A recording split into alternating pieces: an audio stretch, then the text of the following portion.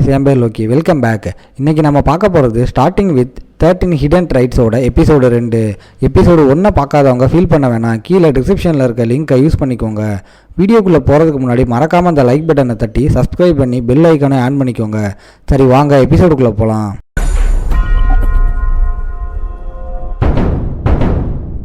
எபிசோடோட ஸ்டார்டிங்கில் அப்போது அவனுங்க சண்டை போடக்கூடாதுன்ற ஒப்பந்தத்தை மீறி அட்டாக் பண்ண வராங்க.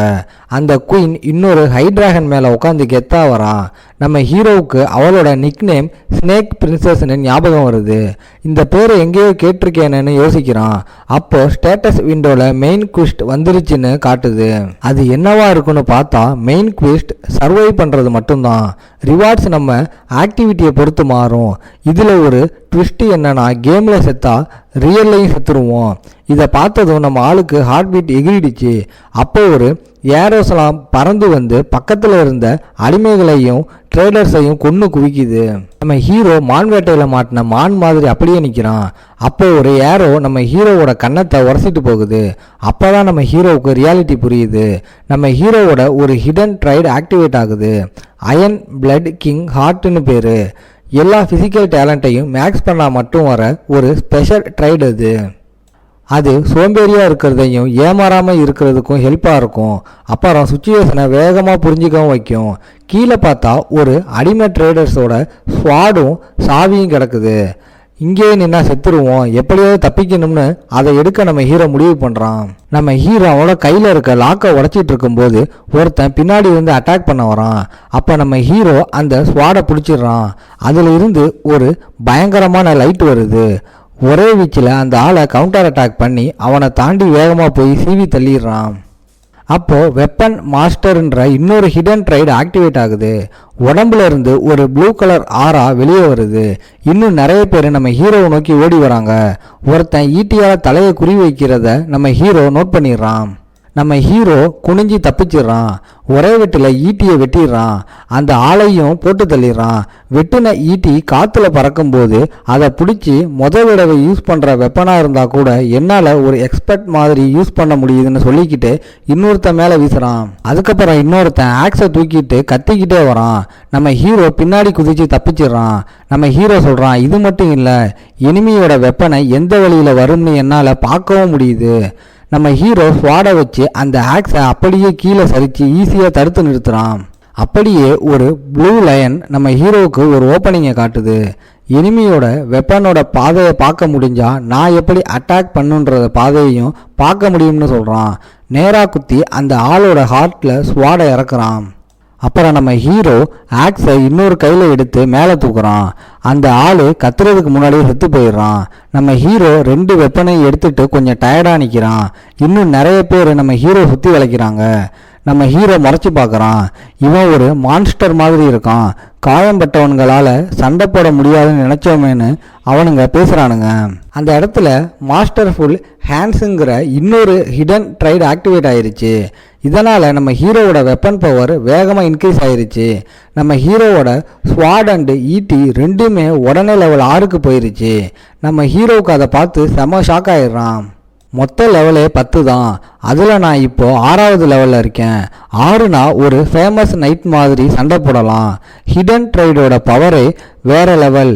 நம்ம ஹீரோ இந்த லெவலில் இவ்வளவு நேரம் தாக்கு பிடிச்சது நம்ம ஹீரோவோட ஹிடன் ட்ரைட்ஸ்னால தான். ஆனால் இந்த பவர்லாம் கூட நம்ம ஹீரோவை எப்பவும் காப்பாற்றாது.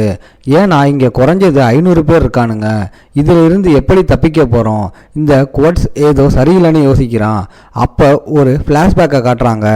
அந்த ஸ்னேக் பிரின்சஸ் த்ரோனில் உட்காந்துருக்கா. ஒரு பொண்ணு அவள் முன்னாடி முட்டி போட்டிருக்கா. அந்த பொண்ணு சொல்கிறா, அப்போ டீமன் வேர்ல்டுக்கான ட்ராவலில் ஃபெயிலியர் ஆச்சான்னு கேட்குறா. அந்த ஸ்னேக் பிரின்சஸ் ஆமான்னு சொல்கிறா. அந்த பொண்ணு சொல்கிறா, நம்ம டெசர்ட் சிட்டியில் ஃபெல்மிர் இந்த ட்ராவலில் கலந்துக்கலன்னு தெரிஞ்சால் சென்ட்ரல் கான்டினென்ட்டில் இருக்கிற முட்டாள்களாம் இந்த ஃபெயிலியருக்கு நம்மளை தான் காரணம் சொல்லுவாங்கன்னு சொல்கிறா. அதனால் அதை எப்படியாவது தடுத்தாகணும். நீ கல்ஸ்மேன் டெசர்ட்டுக்கு போய் ட்ராவலில் இருந்து தப்பிச்சு வந்த எல்லாரையும் கொன்னுடு. ஃபெல்மர் எந்த ஆர்மியை அனுப்பலைன்னு நிரூபிக்கிற எந்த எவிடன்ஸும் இருக்கக்கூடாதுன்னு சொல்கிறான். நீ இந்த வேலையை சரியாக செஞ்சா உன் மேலே இருக்கிற சாபத்தை நான் நீக்கிடுவேன்னு வாக்கு கொடுக்குறா.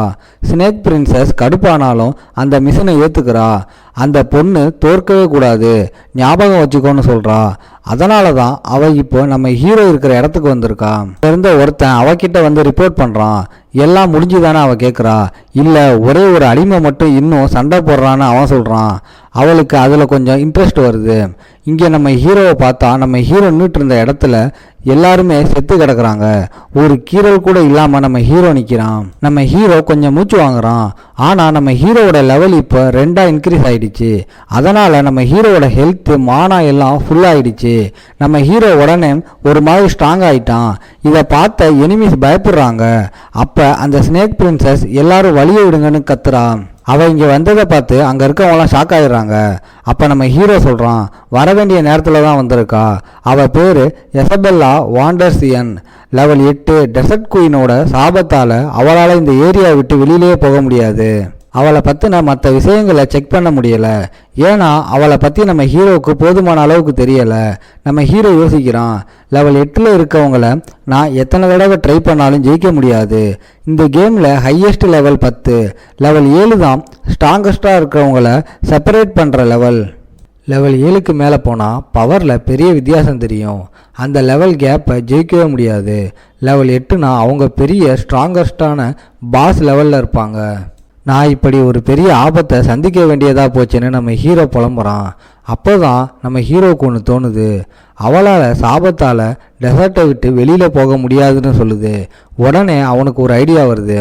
அவன் ஹை டிராகனில் இருந்து இறங்கி நம்ம ஹீரோ கிட்ட வந்து, உன் ஆட்டம் நல்லா இருந்துச்சு, ஆனால் நீ இங்கேயே சாகணும்னு சொல்கிறான்.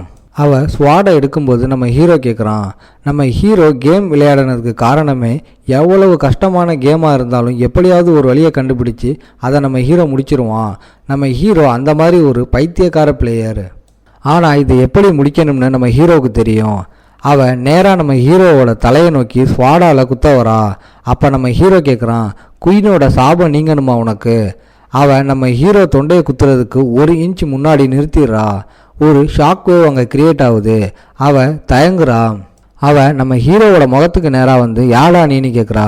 அதுக்கு நம்ம ஹீரோ சொல்கிறான், நான் ஸ்டார்ஸை படிக்கிறவன், மக்களுக்கு வழிகாட்டுறவன், நான் தான் ஸ்டார் பேரர், உன்னால் குயினோட சாபத்தை நீக்க முடியும்னு சொல்கிறான். அதை கேட்டு அவள் ஷாக் ஆகிடுறா. ஐடியா ஒர்க் அவுட் ஆகிடுச்சின்னு நம்ம ஹீரோ மனசில் நினச்சிக்கிறான். இதோட இந்த எபிசோட் முடியுது.